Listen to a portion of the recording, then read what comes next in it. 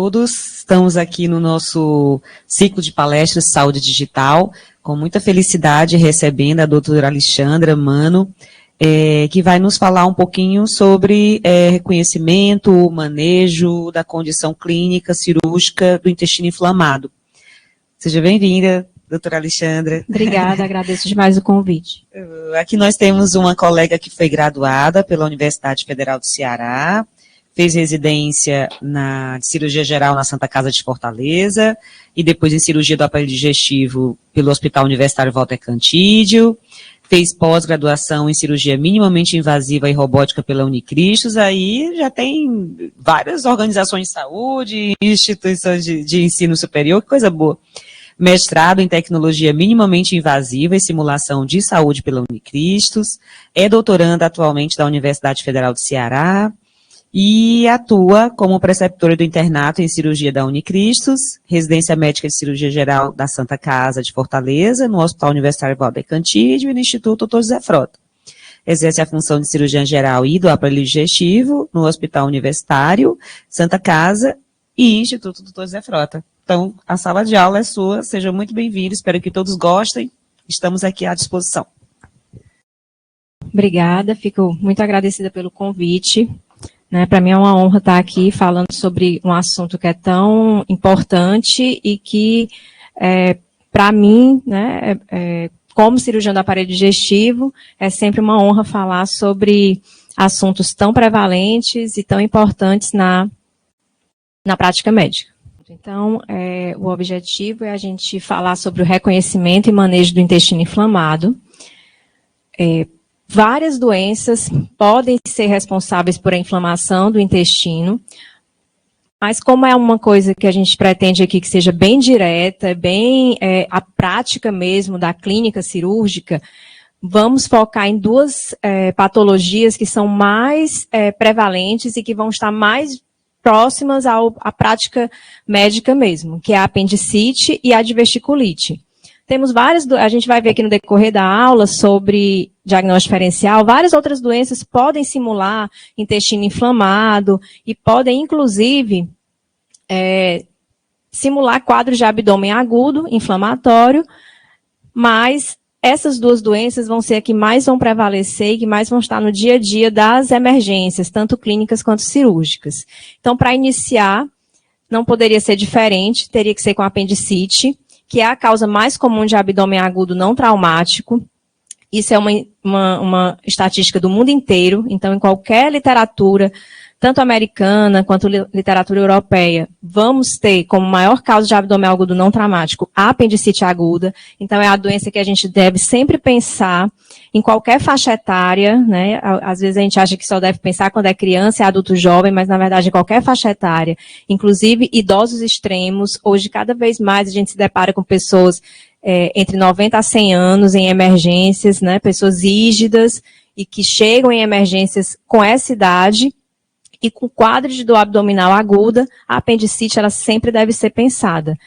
No público gestante, no público imunossuprimido, né, pacientes que tenham doenças imunossupressoras, então a apendicite, ela sempre vai ser a causa mais comum do abdômen agudo, vai ser a causa mais comum de intestino inflamado, como é a nossa proposta aqui da aula. Então, lembrando que o pico de incidência é nos pacientes mais jovens, entre 10 e 30 anos, mas a gente nunca deve deixar de pensar em nenhuma faixa etária. Nos extremos de idade, o que fica é que a apresentação ela é bem atípica, tanto nas criancinhas pequenas, né, lactentes, como nos idosos extremos, acima de 80, 90 anos, a apresentação costuma ser bem mais diferente. Então, assim, todos aqueles, o que chama a atenção é que os sinais inflamatórios, né, febre, leucocitose, queda do estado geral, anorexia, a gente não vai ver tanto nesse paciente do extremo de idade. Geralmente esse paciente fica mais sonolento apenas, faz um rebaixamento de sensório, às vezes uma hipotensão, uma taquicardia, sem tantos sinais inflamatórios visíveis e sintomas mesmo, como náuseas, vômitos. Então a gente tem que estar bem atento para esses extremos de idade. Aqui nessa figura a gente vê uma proposta anatômica das variações que o apêndice pode ter. E é exatamente essa apresentação anatômica que vai levar à diferença de como esse sintoma vai iniciar, né? Então, a maior parte, por incrível que pareça, a gente acha que não, mas a maior parte dos apêndices, eles são retrosecais, então eles estão atrás do seco. Então, é muito mais fácil a gente ter dores não tão típicas, principalmente no início do quadro. Então, até essa dor se localizar realmente, ela pode ser um pouco mais dorsal, ela pode simular uma pielonefrite ou um acometimento urinário, porque a maioria desses apêndices, eles vão ser retrosecais. E aí, depois a gente vai ter vários apêndices que são considerados pélvicos, né, porque eles fazem essa descida para a pelve, e aí nas mulheres, então, isso causa uma dificuldade de diagnóstico muito grande, porque geralmente esses apêndices ficam muito próximos ao anexo direito, e aí realmente fica difícil a gente, às vezes, diagnosticar se realmente é um apendicite ou é um acometimento ginecológico. E os demais são bem mais raros, né, que seriam o subsecal, o pré-ileal, o pós-ileal. Então, a gente tem que focar basicamente nos retrosecais e no pélvico. São a grande maioria vão estar associada a essa variação. Então, a apendicite, ela, como toda doença inflamatória intestinal, ela sempre começa com uma dificuldade de drenagem do fluxo intestinal, né? Então, a obstrução do lúmen é o evento inicial. Então, a gente vai ter uma obstrução proximal do lúmen, e isso vai aumentar a pressão distal. Então, eu tenho uma obstrução, né, que na maioria das vezes é fezes mesmo, é o fecalito, que muitas vezes é calcificado, e aí eu faço essa obstrução proximal, e aí, como o conteúdo, né, o muco produzido por essa mucosa aqui, ele não consegue sair, ele acaba acumulando aqui e fazendo o processo inflamatório. Então, isso é sempre a mesma cascata. No momento que eu faço isso, eu começo a distender essa área, né? Como todo processo inflamatório, eu crio edema, crio espessamento, não consigo fazer a drenagem venosa, né? Então, esse edema sem drenagem venosa acaba levando a uma isquemia inicialmente venosa, depois uma isquemia arterial, e aí quando eu faço a isquemia arterial, essa área necrosa e perfura. Então, é essa trajetória que a gente vai ter de edema, isquemia e perfuração. O nosso objetivo é pegar o paciente nessa área aqui, né, no processo inflamatório inicial, sem chegar na perfuração. Esse é sempre o objetivo. É claro que muitos pacientes já chegam para a gente com um quadro muito avançado, né, a dificuldade que é chegar até o serviço de saúde. Mas o objetivo que a gente quer é exatamente diagnosticar na fase inicial. Lembrando que as bactérias que devem ser pensadas sempre são as bactérias gram-negativas e anaeróbias, né? Então, na grande maioria das vezes vai ser a Escherichia coli, bacteroides, né? E vai seguido dos enterococos e pseudomonas. Então, o nosso foco de tratamento sempre vai ser essas bactérias. Vão ser as próprias bactérias do trato gastrointestinal e do ambiente intestinal, digamos assim. Né? Então, falando mais da parte clínica mesmo, o que é importante, né? Então, é eu entender o porquê da dor da apendicite ela ser uma dor tão diferenciada, né? Por que ela inicia num local, por que ela depois migra para outro local.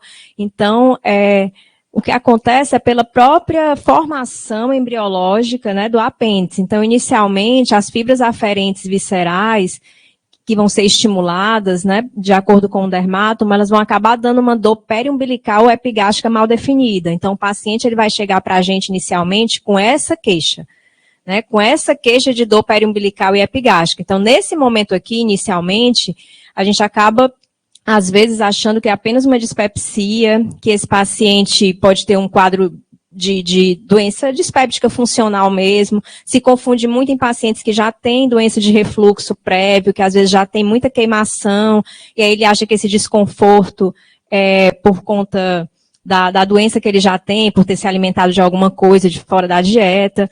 Os pacientes que têm litíase biliar também é um paciente que às vezes já tem dor em abdômen superior, e aí acha que esse incômodo, que essa como eles muito falam, né, às vezes essa gastura, esse desconforto, aquele empachamento, aquela dor mal definida, que eles nem conseguem às vezes explicar bem, eles associam às vezes ao fato de terem litíase biliar, né, ou de terem outra doença do trato abdominal superior. Então a gente acaba perdendo muito segmento nessa fase inicial.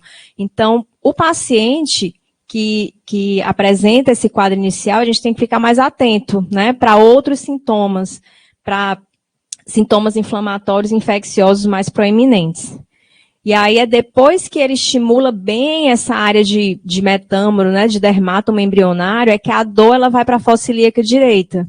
E aí a inflamação, quando ela chega realmente a ultrapassar a serosa do apêndice, e aí por contiguidade ela chega ao peritônio parietal, é que a gente vai ter a inervação aferente parietal, e aí é que a gente vai ter a dor, a descompressão brusca. Então, até chegar aqui, naquele sinal clássico da apendicite, tem todo um trajeto. E é esse trajeto que a gente quer evidenciar de forma mais precoce para identificar esse paciente de forma mais rápida e não chegar a graus de doença mais avançado. Então, geralmente, em 12 horas, a gente vai ter isso aqui, né? Algumas literaturas colocam 24 horas, mas geralmente em 12 horas a gente já vai ter essa migração da dor epigástrica para a dor na fossa ilíaca direita, né? Então, esse intervalo aqui é muito importante. Então, geralmente o paciente chega para a gente depois de 12 horas de doença já.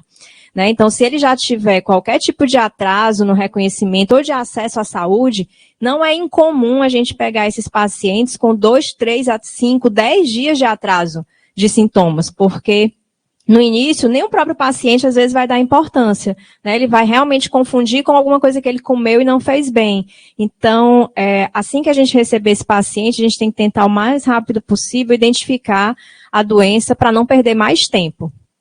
Então, a apendicite, a apendicite clássica, né, o quadro clássico geralmente vem com dor, febre baixa, náuseas e vômitos.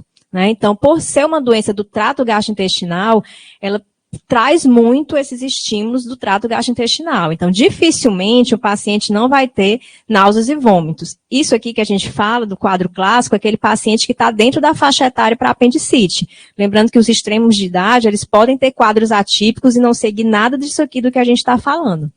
Então, quando eu falo na dor com febre baixa associada a náuseas e vômitos, eu estou falando do paciente do fator de risco, do paciente daquela faixa etária entre 10 a 30 anos, que é o mais comum. E aí, quando esse paciente ele tem alteração do hábito intestinal, aí é que a gente tem que realmente desconfiar mais ainda de que tem um processo inflamatório naquela área do seco, porque todo processo inflamatório intestinal, ele causa geralmente essa irritabilidade da parede intestinal, levando geralmente a diarreias. Então, a maior parte das vezes, a alteração do hábito intestinal é com diarreia. Alguns pacientes podem fazer constipação, com obstrução, mas é mais difícil.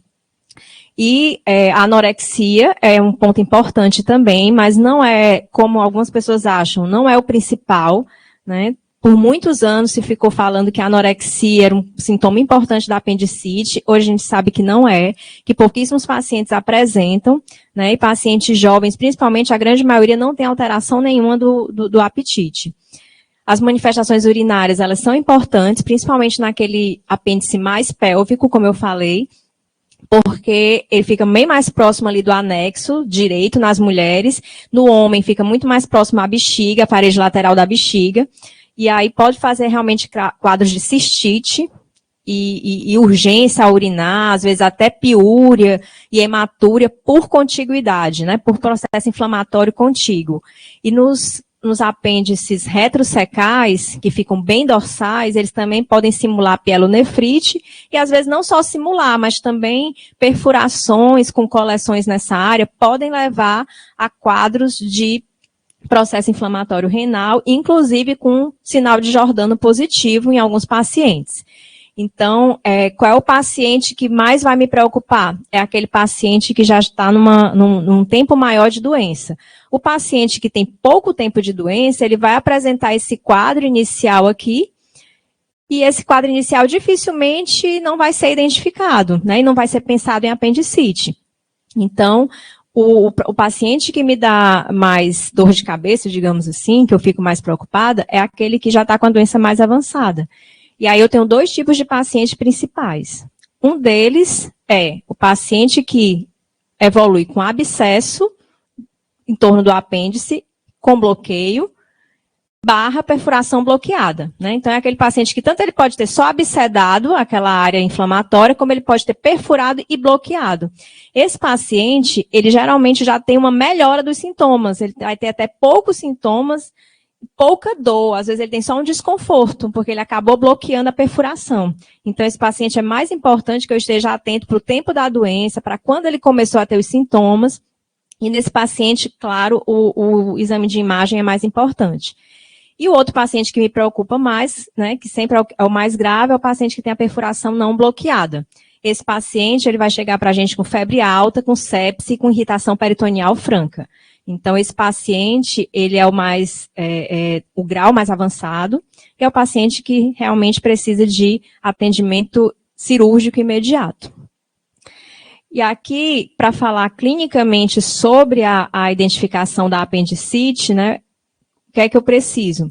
Geralmente tem vários sinais semiológicos, né, associados à identificação da apendicite, mas não precisa, assim, todos eles não são muito bem descritos, são muito cobrados em prova, mas na prática, se a gente conseguir fazer esses 4 aqui, a gente já consegue identificar basicamente todos os quadros de apendicite naquela faixa etária mais jovem.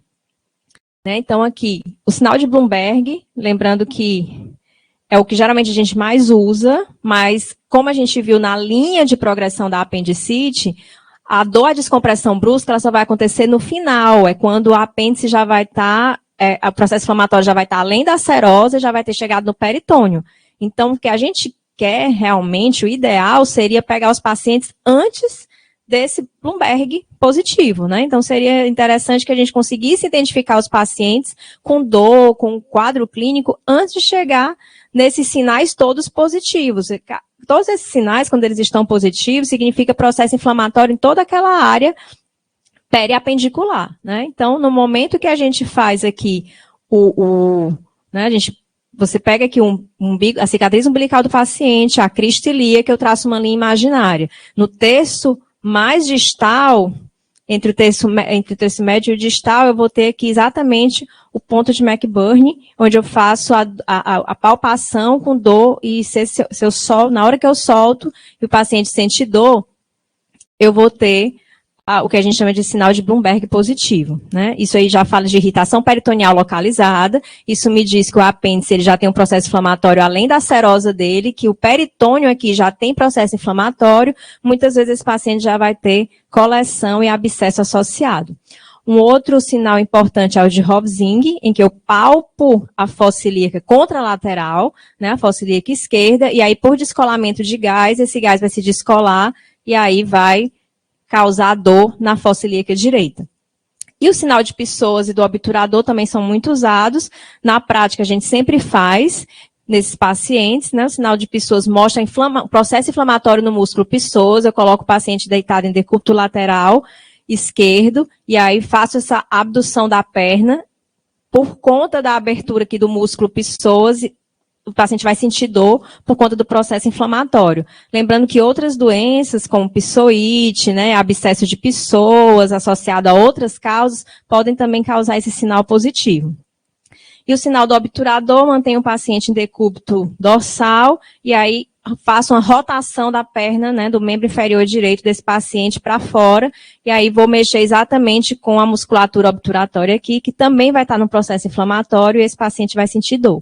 Então, todos esses sinais que ficaram tão conhecidos como reconhecimento de apendicite, eles mostram uma doença com processo inflamatório já avançado, né? Então, o que mais a gente quer é identificar esses pacientes antes de ter tantos sinais semiológicos positivos, né? O ideal é que a gente consiga identificar isso previamente. A maioria das vezes é muito difícil, pelo acesso à saúde, pelo quadro, como eu disse, o próprio paciente negligencia muitas vezes a dor em abdômen superior. Ele atribui a uma outra causa. E aí, lembrando que o leucograma sempre ajuda, porque 75% a 90% dos casos vão ter leucograma com desvio à esquerda. Os casos graves com perfuração vão ter leucogramas altos, acima de 20 mil. E já ajuda muito. Então, o paciente chegando com um quadro clínico sugestivo e um leucograma alterado, a causa maior de dor abdominal vai ser, com certeza, a apendicite. E aí, em termos de exames de imagem, por muito tempo se usou bastante a rotina radiológica para abdômen agudo.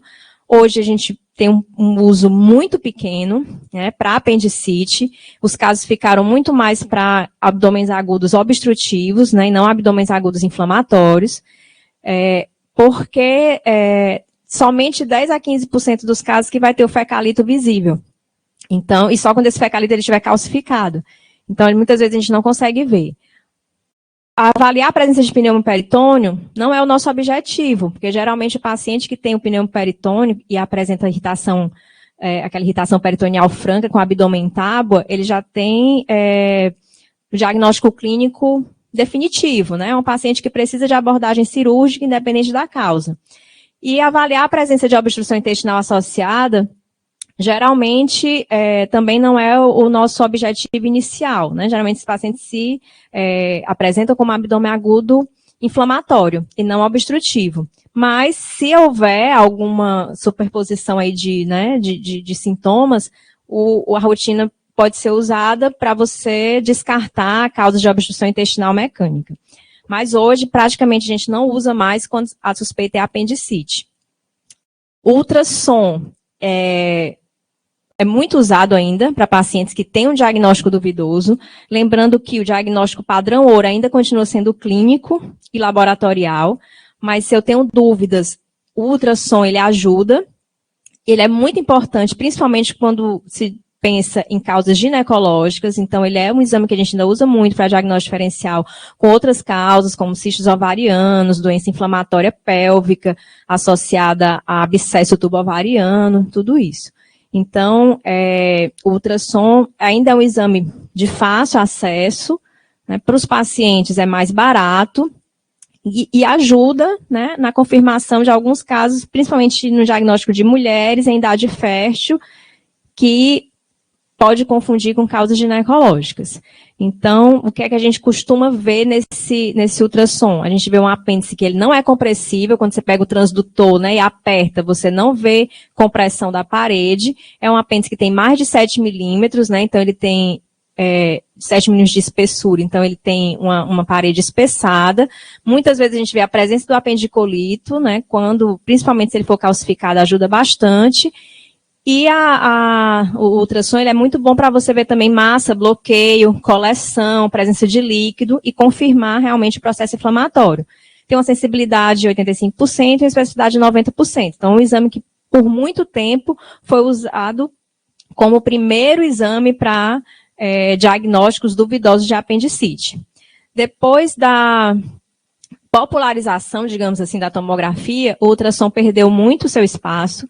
Hoje a gente até brinca, porque quando a gente vai dar parecer de cirurgia em algum hospital, a gente chega, os pacientes todos já têm tomografia, então ficou fácil, a gente hoje nem usa mais, né, essas manobras semiológicas, porque quando a gente chega para dar o diagnóstico, o possível parecer, já tem a tomografia mostrando, então ficou extremamente popular, né, usar a tomografia para diagnóstico. Então ela apresenta basicamente algumas coisas ela consegue acrescentar ao ultrassom, mas em termos de visualização do apêndice, de espessamento, é basicamente as mesmas regras do ultrassom, né? Um apêndice aqui a gente vê num corte, o apêndice bem espessado, né, com líquido no interior e a parede acima de 7 milímetros. O que é que traz de diferente a tomografia? Que ela mostra muito bem essa gordura mesentérica, né, então esse borramento da gordura em torno do apêndice, as coleções, principalmente retroperitoneais, que às vezes no ultrassom não é tão visto, né, porque a gente usa o transdutor do ultrassom aqui em cima, muitas vezes o ultrassom não vê, às vezes, coleções aqui por trás do psoas. Então, a tomografia, ela consegue ver bem toda essa área, né, essa área pélvica, ela entra bem na pelve do paciente, a gente consegue ver bem toda essa região. Então, é o exame que tem maior acurácia, é o melhor exame para ver abscesso, coleção e bloqueio, né, tem uma sensibilidade e uma especificidade alta, né, sensibilidade de 95% a 100%, e uma especificidade de 91% a 99%. Então, hoje, é o exame de imagem de escolha, né, então, se eu tenho dúvidas no diagnóstico, se clinicamente eu não consigo fechar esse paciente como uma apendicite aguda, a tomografia hoje é o exame de escolha, né? O ultrassom vem perdendo espaço, assim como a rotina radiológica também perdeu seu espaço. Lembrando que nas gestantes, né, a gente acaba usando a ressonância e os princípios são os mesmos. A gente vê um espessamento, vê um borramento da gordura mesentérica e identifica os abscessos e as coleções também de forma bem, com uma acurácia bem boa, igual como na tomografia, né? Sendo que por ser um exame mais caro, com acesso mais difícil, a gente acaba deixando restrito mesmo para as gestantes, ou para pacientes que não possam usar contraste no exame tomográfico. Mas a tomografia hoje virou o exame de escolha. Então, só para lembrar, né, existe uma leva de diagnósticos diferenciais para a apendicite, mas que a apendicite ela sempre deve ser a primeira causa pensada, né? Então, nas crianças muito pequenas, lembrar da linfadenite mesentérica e da intussuscepção, que são causas importantes. E outras causas, como diverticulite de Meckel, que é bem mais raro, as gastroenterites, elas são bem comuns e elas causam bem processo inflamatório no seco e no ilho terminal, então é uma causa que a gente sempre tem que pensar, principalmente naquelas épocas do ano em que tem muitos quadros de gastroenterite. A gente tem que ter cuidado para no meio delas não existir as apendicites, né, que continuam existindo. Mas muitos pacientes apresentam um quadro inicial de dor, epigástrica, dispepsia, e aí depois tem quadros diarreicos, às vezes dor mais pélvica, e aí a gente acaba, um diagnóstico diferencial importante. Nas mulheres, lembrar das causas ginecológicas, né, de DIP, que é o diagnóstico diferencial mais difícil, porque ela causa basicamente os mesmos sintomas, tirando náuseas e vômitos, então, mas basicamente a dor, a febre baixa, o desconforto local na pelve, na fossa ilíaca direita, se for no anexo direito. Quando você faz ultrassom ou a tomografia, geralmente você vê coleção local, vê abscesso, e muitas vezes o apêndice pode estar espessado porque, por contiguidade, ele está ali no processo inflamatório. Então, de todos é o diagnóstico diferencial mais difícil, e muitas vezes você pode, inclusive, levar esses pacientes para a cirurgia e realmente ser DIP e não apendicite. A rotura do folículo também sempre deve ser pensado, os cistos ovarianos, torcidos ou rompidos, a gravidez ectópica. Uma outra doença também importante, que é a doença de Crohn, a ileite de Crohn, ela pega a mesma faixa etária, basicamente, da apendicite, e os sintomas são muito parecidos, né? Sintomas de desconforto, de dor, febre baixa, náusea, vômito. O que diferencia é que a maioria desses pacientes ou vão ter o diagnóstico prévio de doença de Crohn, ou vão ter pelo menos as histórias prévias de alteração de diarreia sanguinolenta, né, de quadros intestinais prévios. Mas alguns pacientes podem abrir o quadro como ileite já de Crohn e isso confundir com apendicite. Né? Então, eu já tive pacientes que eu fiz laparoscopia, como apendicite, basicamente todo mundo com 100%, quase 100% de certeza de que era apendicite, porque o quadro clínico era muito sugestivo, o exame físico também, a imagem mostrava coleção, mostrava líquido, apêndice espessado, e quando a gente coloca a ótica e vê com a laparoscopia, vê toda aquela área de ilho terminal, com a parede bem espessada, bem inflamada, às vezes com quadros de estenoses intestinais, tipicamente do Crohn, e aí não deixa dúvida, e muitas vezes o apêndice tem só um processo inflamatóriozinho reacional, né? Então, pode realmente confundir. E como eu já falei, causas urinárias de pielonefrite e litíase urinária. Então, eu trago aqui uma escala, a escala modificada de Alvarado, né, que foi criada em 1986, que eu trago mais como ilustração, né, para diagnóstico de apendicite aguda. O detalhe dela é que ela ainda é presente na literatura clínica, né, da clínica e em artigos clínicos, mas na literatura da cirurgia ela foi retirada. Exatamente porque hoje o que a gente usa é o exame físico e o exame de imagem nos casos duvidosos. Então, apesar de ser cobrada em prova e de ser muito usada ainda em alguns artigos de clínica médica, a escala de Alvarado a gente não usa mais dentro da cirurgia. Antes ela servia muito para dar um norte para esses pacientes, mas hoje a gente não utiliza mais, né? Então, era baseada no quadro clínico, e a leucocitose, ia se atribuindo pontos a esses achados, e de acordo com os pontos a gente definia se era para ser feito o procedimento cirúrgico ou não. Né? Então, se esse paciente tivesse de 7 a 9 pontos, ele já ia direto para a apendicectomia. Isso servia muito como um norte antes dos exames de imagem. Né? Depois que a gente teve, assim, como eu falei, da popularização da tomografia, os casos duvidosos acabam sendo tomografados, né? Não tem como a gente, hoje, submeter o paciente a uma agressão cirúrgica, né? Um risco cirúrgico, se a gente tem os exames de imagem para confirmar, né? Então, aqui é mais a título de curiosidade mesmo. E o mais importante, né? O que é que eu vou pensar para esses pacientes, o que é que eu vou fazer, eu que estou ali na base, na linha primária, o que é que eu tenho que fazer com esse paciente? Né? Então, como é que esse paciente vai se apresentar para mim? Esse paciente ele vai se apresentar de algumas formas, né? As 5 principais formas são o quê? A apendicite aguda não complicada. Essa apendicite aguda não complicada, ela não vai complicar a vida de ninguém, né? Nem a nossa, nem a do paciente. Realmente ela vai vir com um quadro clínico típico, com os exames laboratoriais também sugestivos, e esse paciente ele vai ter quadro inflamatório, infeccioso, mas sem nenhuma gravidade. Então, esse paciente é o paciente que vai para a minha apendicectomia. Esse paciente vai para o cirurgião para fazer a apendicectomia. E o outro paciente é o paciente que tem apendicite aguda complicada com coleção / abscesso, né?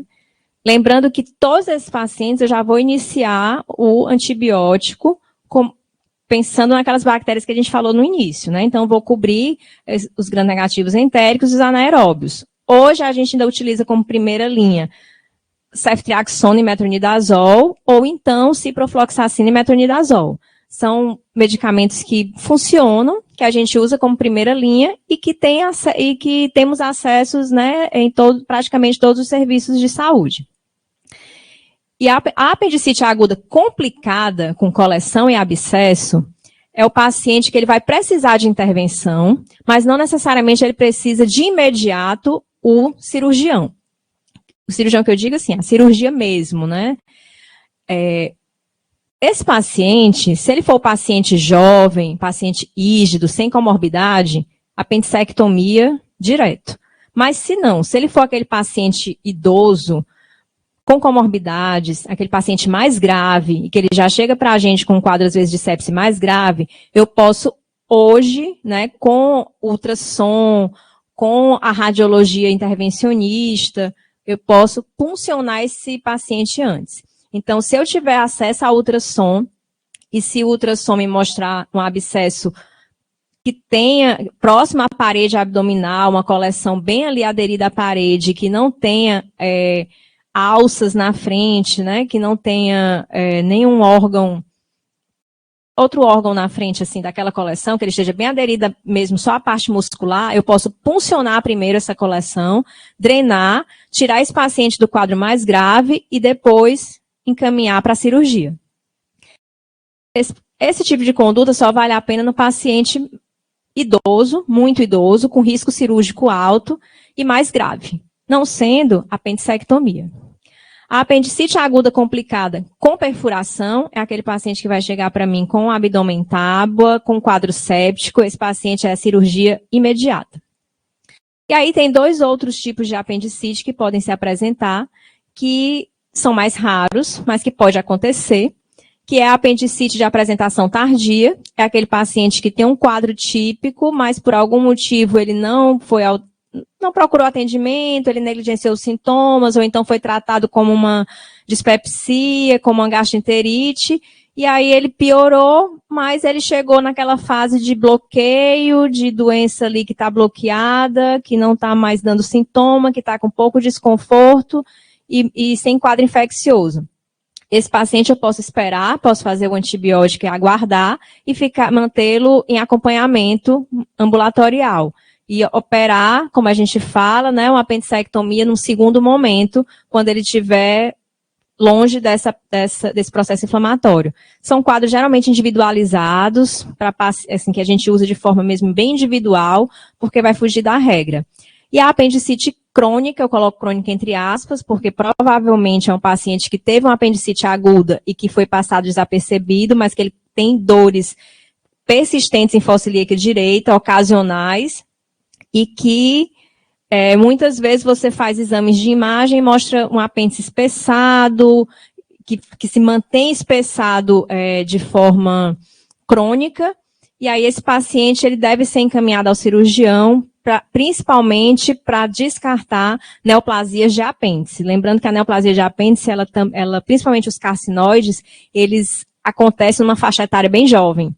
Então, pacientes que persistem com dor em fossa ilíaca direita, mas não fazem quadro infeccioso, e que nos exames de imagem fiquem mostrando um espessamento persistente, o ideal é que esse paciente seja encaminhado para o cirurgião, para que seja feita laparoscopia e possível apendicectomia para biópsia pelo risco de neoplasia. Então, basicamente esses pacientes que vão se apresentar, que era só para lembrar que antes a gente fazia basicamente todas as apendicectomias abertas, e aí a gente tinha 2 tipos de incisão, que é a incisão de McBurney e a incisão de Davis. Hoje, basicamente, todos os pacientes a gente faz por laparoscopia, com o uso desses 3 trocárteres, em que a gente retira o apêndice aqui na fossa ilíaca direita. A nossa outra patologia de intestino inflamado é a diverticulite aguda, né? Lembrando que existem várias causas de inflamação, mas que aquela que vai necessitar de atendimento cirúrgico e de encaminhamento cirúrgico vão ser essas 2, basicamente, associadas à parte intestinal, né? E a diverticulite aguda, ao contrário da apendicite, ela é uma doença de uma faixa etária bem mais idosa, né? Então, a doença diverticular dos cólons, ela já é uma doença de pessoas acima de 60 anos, né? Então, acima de 60 anos, basicamente, 30% da população vai ter doença diverticular, e acima dos 80, isso vai para 60% a 80% dos pacientes.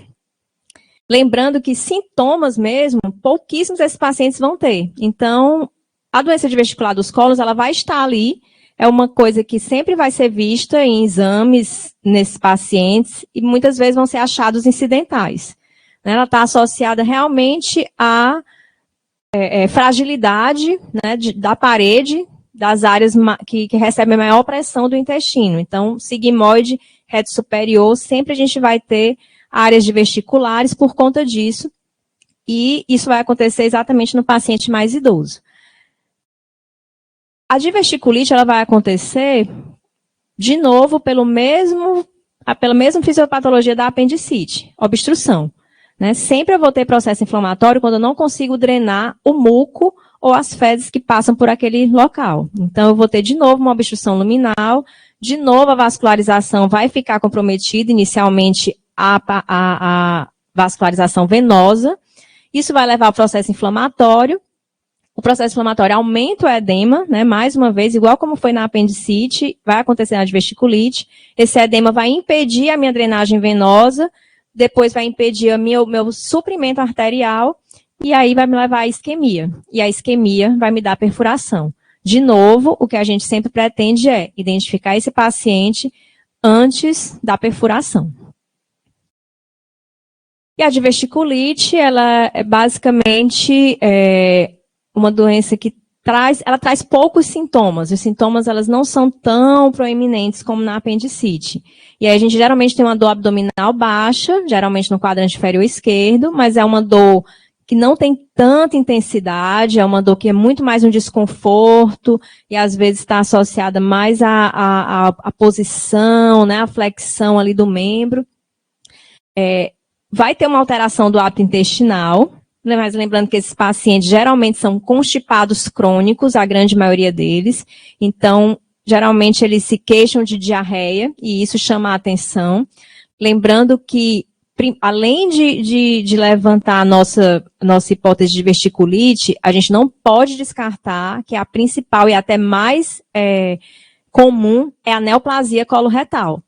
Então, o paciente que chega com queixa de dor e alteração do hábito intestinal, na verdade, minha primeira hipótese deve ser neoplasia, depois a diverticulite. Então, é muito mais fácil a minha neoplasia perfurar, a minha neoplasia obstruir, infectar, do que a diverticulite. E aí vem a febre leucocitose, né? E esse paciente ele pode ter 3 apresentações principais na diverticulite. Uma delas é ele fazer microperfuração na parede do divertículo, e aí eu vou ter abscessos pericólicos. Geralmente esses abscessos são pequenos e são bem restritos e bloqueados ali na fossa ilíaca esquerda. Eu posso fazer macroperfurações na parede, e aí geralmente essas macroperfurações levam a peritonite generalizada ou fistulizam para outros órgãos. Então eu posso abrir essa parede para a bexiga, por exemplo, eu posso abrir essa parede para outras alças intestinais, ou então posso abrir para a própria cavidade peritoneal, e aí teria a peritonite generalizada. E tem o paciente também que se manifesta com processos inflamatórios repetidos, né? Ele faz uma diverticulite, faz aquele processo inflamatório, passa desapercebido, faz novos processos inflamatórios, e isso vai deformando aquela área intestinal, levando a cada vez mais fibrose, né, pós-inflamatória, com estenose e obstrução. E aí, o que é que eu vou fazer com esse paciente, né? Como é que eu tenho que, quando é que eu vou desconfiar que é diverticulite, quando é que eu vou pensar que é câncer, então o que é que eu vou fazer? Na verdade, o que é que eu vou ter, né? Se esse paciente chega pra gente com dor embaixo do ventre, ou no quadrante inferior esquerdo, e alteração do hábito intestinal, independente de ter sangramento ou não, eu sempre vou pensar primeiro em câncer coloretal. Deve ser minha primeira hipótese, sempre. Então, assim, se o paciente tem dor, uma dor pouco sintomático, sem quadro infeccioso associado, eu vou pensar no câncer coloretal. E aí depois vem minhas outras hipóteses, seria a doença inflamatória intestinal, né, no caso a retocolite e a diverticulite. E aí esse paciente, se ele não tem um quadro agudo, se ele não tem nenhum tipo de processo infeccioso vigente, esse paciente vai para a colonoscopia. A colonoscopia ela é o padrão ouro para diagnóstico do câncer coloretal, né? Tanto eu vou ver a lesão, como eu vou ter como biopsiar essa lesão e ter o diagnóstico do câncer. Mas, se esse paciente ele vem com dor aguda, né? Ele não tinha dor, nunca teve desconforto, e aí, de repente, ele tem dor aguda embaixo do ventre, no quadrante inferior esquerdo, e alteração do hábito intestinal, né? E, lógico, sinais de infecção, aí minha primeira hipótese vai ser de diverticulite, e meu exame vai ser ATC de abdômen. Se eu pensar muito, a minha hipótese mais forte foi de diverticulite, eu não posso fazer a colonoscopia, porque aí o risco de perfuração fica muito alto. Processo inflamatório agudo, né, deixa uma friabilidade muito grande na mucosa, na parede do intestino. Se eu entro com o aparelho da colonoscopia, o risco de perfuração é muito alto. Então, se esse paciente apresenta com quadro agudo e infeccioso, mesmo, pode até ser que seja uma neoplasia, que perfurou, que infectou, mas o meu diagnóstico vai ser dado pela tomografia e não mais pela colonoscopia. Então, aqui só para mostrar os dois exames, né? Então, aqui a visualização do divertículo na colonoscopia. Então, aqui um paciente sem processo inflamatório, ele pode até ter alteração de hábito, ele pode até ter desconforto, mas ele não tem processo inflamatório vigente, né? Então, aqui foi visto os divertículos. Aqui, a minha visão na tomografia, né? Então, na tomografia, o contraste, ela entra nas saculações aqui e eu vejo a doença diverticular. Né? Então, aqui é um paciente que aqui a gente tem só espessamento da parede, um pouco de borramento da gordura, então uma diverticulite aqui bem inicial, assim, uma doença diverticular com uma possível diverticulite inicial, mas nada demais. E aqui mostrando realmente o paciente que tem o quadro, aqui também os divertículos novamente, mas aqui a gente já vê um abscesso grande, com gás, né? Então, realmente aqui houve microperfuração ou talvez até uma perfuração maior, apesar de que como o abscesso está aqui bem contido, né, pode ter sido realmente uma microperfuração. Mas o que a gente sabe é que esse paciente ele já tem uma diverticulite aqui complicada e não mais uma diverticulite inicial. Ele já tem, inclusive, gás dentro da coleção dele. E aí a gente classifica esses pacientes através da escala de Hinchey, que é muito utilizado pela gente na cirurgia, né? A gente usa bastante para estagiar a diverticulite desse paciente. E aí o paciente ele pode ir do estágio 1 ao 4, né? Do estágio 1 é um abscesso pericólico ou mesentérico, considerado um abscesso pequeno, e confinado àquela área do divertículo. No 2, a gente já tem um abscesso à distância, então a gente vai ter abscesso em pelve, em retroperitônio, e geralmente esse abscesso já está bloqueado naquela área da fossa ilíaca esquerda. A gente tem o 3, que é a peritonite purulenta, generalizada, e o 4, que é a peritonite fecal generalizada. Geralmente esses dois estágios a gente só consegue classificar no intraoperatório. Geralmente no exame de imagem a gente vê líquido na cavidade e o paciente se apresenta clinicamente com irritação peritoneal. Na abordagem a gente vê aquele que tem só pus na cavidade e aquele que já tem mesmo perfuração de alça com fezes na cavidade. E aí o que é que eu vou fazer com esse paciente, né? De novo, o mais importante, além de identificar, é saber o que fazer. Todo paciente com diverticulite aguda ele deve ser operado, como é o paciente com apendicite? Não. Na verdade, o paciente com diverticulite aguda não complicada, ele deve ser tratado de forma conservadora, se for o primeiro episódio. Então, aquele paciente com sintomas mínimos, com sinais infecciosos sistêmicos, né, que tenha febre, leucocitose do abdominal. Então, esse paciente que eu considerei que era diverticulite aguda, confirmei com a tomografia, né, porque esse paciente eu não fiz colonoscopia, porque é um sinal agudo, né, um quadro agudo, então eu vou fazer a tomografia, descarto que tenha perfuração ou que tenha qualquer coleção ou abscesso, lembrando que ele vai ser classificado como diverticulite aguda não complicada. Esse paciente ele vai para tratamento com antibiótico. De novo, mesma linha de antibiótico que a gente usa na apendicite, porque aqui de novo é grãos negativos, entéricos e anaeróbios. Mesmo tendo cólon, como a gente já cobre anaeróbio, a gente mantém os mesmos esquemas que a gente usa, por exemplo, para apendicite. A primeira linha continua sendo ciprofloxacina e metro ou ceftriaxona e metro. E aí esse paciente, ele não necessariamente precisa de internamento, se ele tiver realmente sintomas mínimos, só um desconforto e uma tomografia totalmente normal, mostrando só o divertículo inflamado, com processo inflamatório local, sem suspeita nenhuma de perfuração nem de abscesso, eu posso fazer o tratamento e acompanhamento ambulatorial desse paciente. Posso fazer o antibiótico e uma dieta leve, à base de líquidos, sem gorduras, né, sem leite, sem nada que faça distensão ou piora do trânsito intestinal. Então, posso manter esse paciente, se ele for rígido, sem comorbidades, em ambiente domiciliar, com retornos ambulatoriais. For um paciente idoso, com risco mais alto, comorbidades limitantes, o ideal é que esse paciente seja internado, para que seja assegurado, né, muitas vezes, uma conduta mais individualizada por conta de comorbidades, né, ou da idade, se for um paciente mais idoso. Mas continua sendo um paciente de tratamento clínico e não cirúrgico. Quando é que eu vou indicar a cirurgia para esses pacientes? Vai depender do episódio da diverticulite.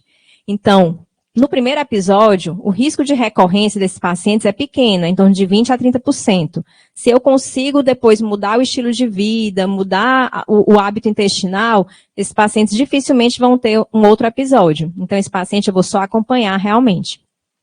Se eles forem a segundo episódio, aí o risco de recorrência vai para 50% a 60%. Então, é o paciente que eu já tenho que mandar para o cirurgião, que eu já tenho que mandar para acompanhamento, porque esse paciente ele tem um risco maior de recidiva e se ele recidivar, o risco maior que essa manifestação seja grave, com abscesso, fístula e perfuração. Então, é um paciente que eu já vou considerar a cirurgia. É aquele paciente que você vai conversar, vai colocar na balança o risco-benefício, se ele tem comorbidade, se não tem, e já pensar numa cirurgia eletiva para ele.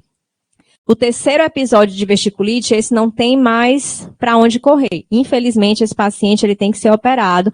O risco de recorrência é de quase 100% e de gravidade no novo episódio também.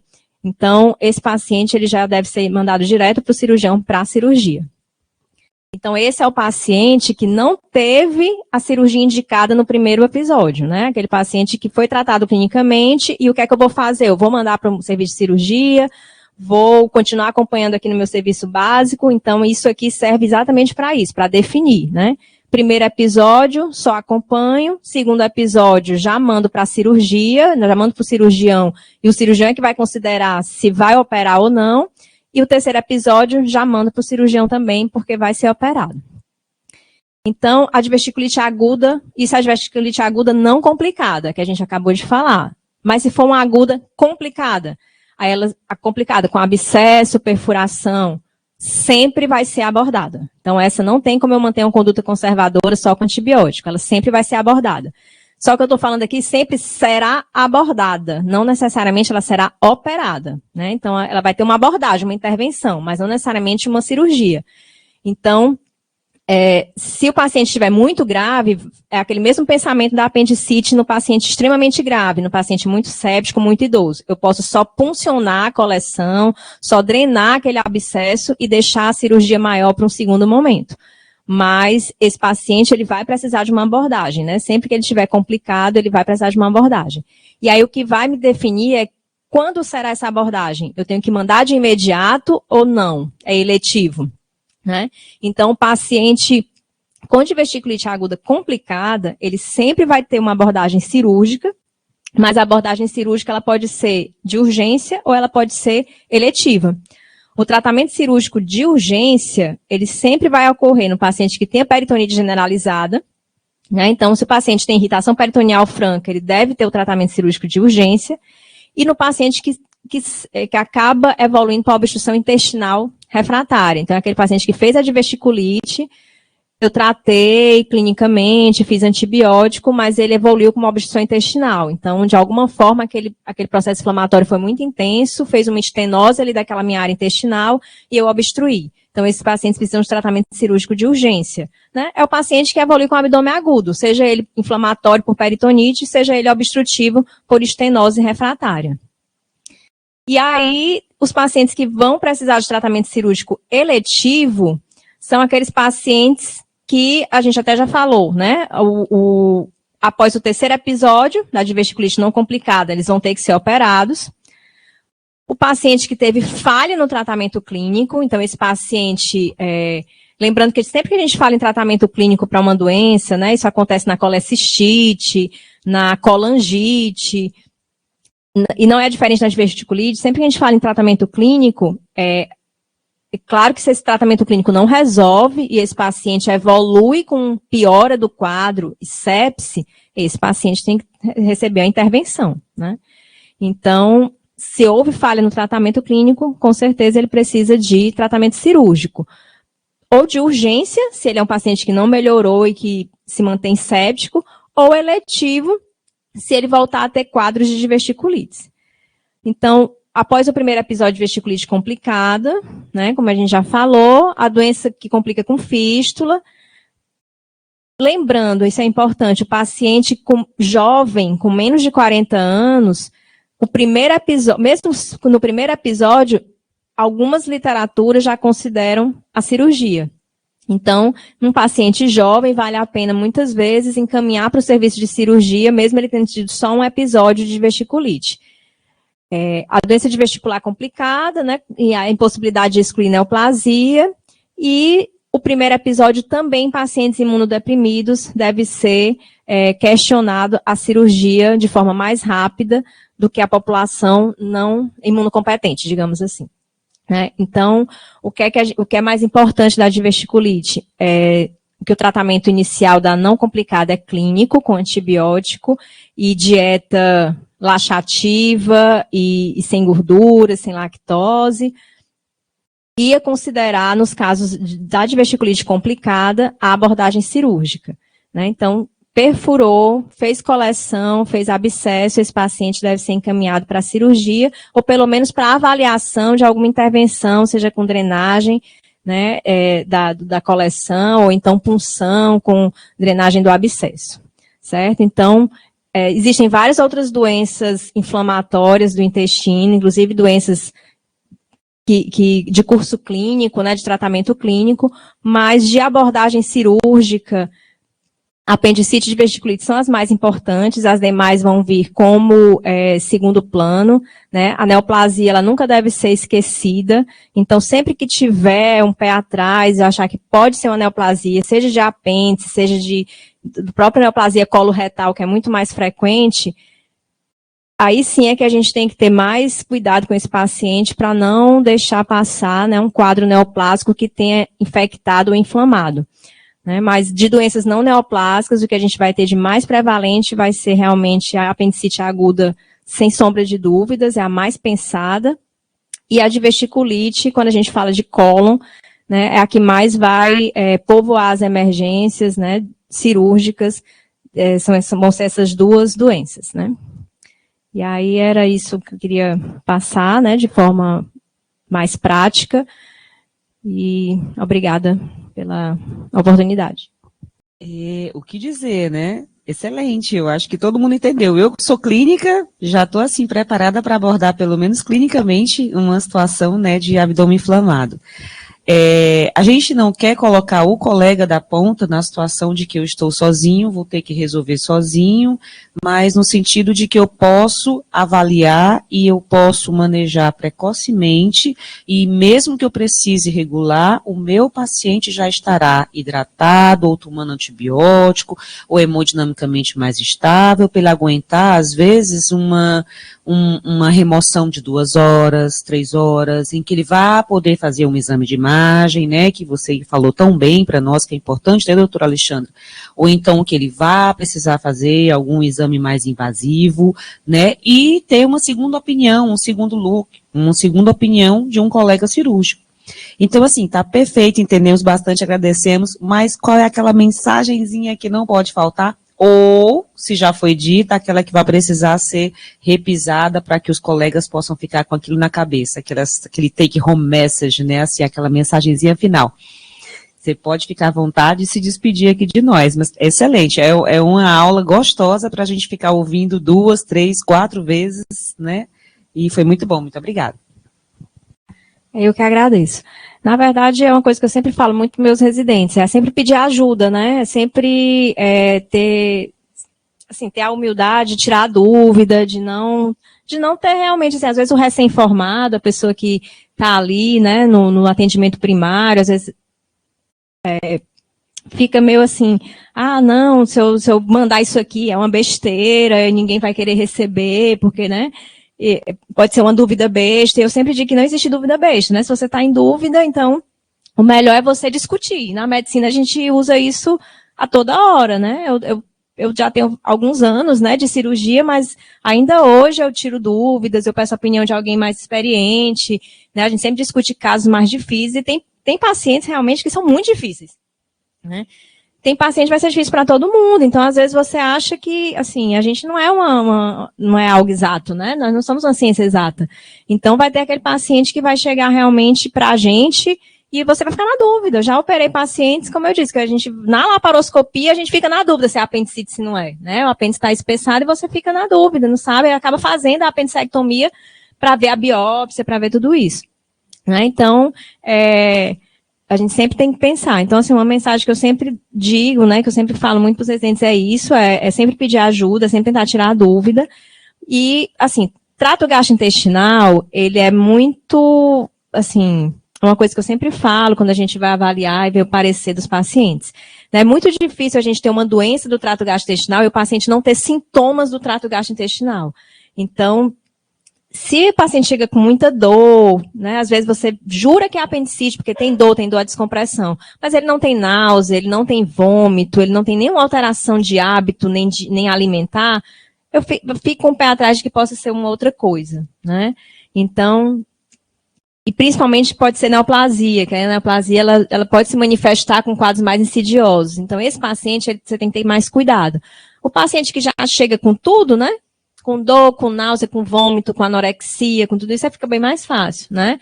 Então, dá prioridade a esse paciente que tem pouco sintoma e que não tem tantos sintomas do trato gastrointestinal a fazer, por exemplo, o exame de imagem, né? Se se eu tiver que escolher um paciente, né, eu não posso mandar todos para fazer uma tomografia, pois vamos mandar esse que tem pouco sintoma, que o quadro fica mais insidioso, né, que é mais extremo de idade, né, aquele que não tem, exatamente, exatamente, é o paciente que tem pouco sintoma, né, o outro que é bem mais clássico clinicamente é o paciente mais rápido, né, mais fácil, digamos assim, né. E realmente é isso, é não ter medo, né, assim, de tirar dúvida, de perguntar, porque assim, as doenças se interpõem muitas vezes, né. Então, o paciente que às vezes tem diverticulite, ele também tem a neoplasia e vice-versa, né. Todos os órgãos do trato gastrointestinal são muito reacionais, então isso acontece muito em via biliar, que não foi o assunto aqui, mas, por exemplo, as coisas se interpõe, né? Meu paciente tem colecistite com pancreatite, às vezes, colangite com colecistite. Do mesmo jeito, ele pode ter um apendicite reacional ali com algum quadro, né? Então, às vezes, os quadros são duvidosos e são difíceis mesmo. Né? A nossa última palestra, que vai ser amanhã, é o ciclo de palestras do abdômen cirúrgico. Nós vamos conversar justamente das doenças pélvicas, né, como a endometriose, as endometrites, né, as salpingites, que podem, às vezes, sim, ou fazer uma simulação com um quadro inflamado de intestino, ou, às vezes, até um comprometimento mesmo, né, obstrutivo, né, de inflamação obstrutivo, e, enfim, vai ser muito interessante. A gente gostaria até que, em algum momento, a gente pudesse ter 2 palestrantes para conversarem, porque, às vezes, vocês entram até juntos, né, dentro do campo cirúrgico, né? É necessário que vocês entrem juntos, o colega da cirurgia geral ou abdominal ou digestiva e o colega da ginecologia, né? Mas assim, a gente acha que vai ser muito interessante também. Não percam. Muito obrigada. Hoje, geralmente, todas as equipes que trabalham com endometriose, elas têm um cirurgião digestivo ou um coloproctologista, né? Que fazem parte da equipe, porque as coisas realmente são muito próximas, né? O processo inflamatório é muito próximo. Né? Na verdade, eu que agradeço a oportunidade, né?